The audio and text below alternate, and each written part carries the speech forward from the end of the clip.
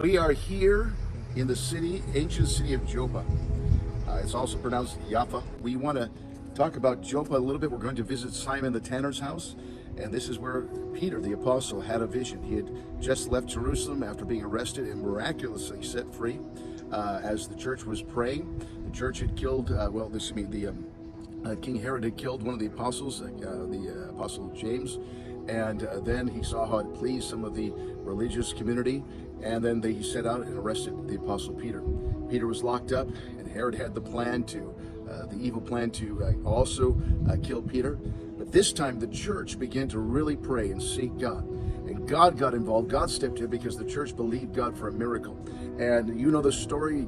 God did a miracle.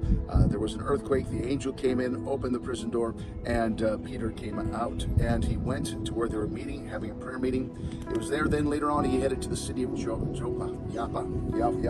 This is where we are right now.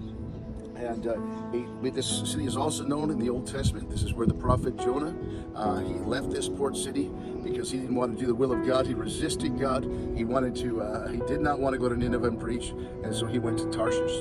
And so this was the port where Jonah left to go to Tarshish. This, you can see the ocean in the background. But significantly in the New Testament, this is where Peter had a vision from Jesus Christ. And he saw a sheet rolled down, and he saw many types of creatures, and he heard the voice of the Lord said, "Arise and eat." And the Lord said, "What I call clean, do not call unclean." And what happened then, he understood that God gave him a revelation that the gospel wasn't just for the Jews. It's for the whole wide world. It's for the Gentiles too.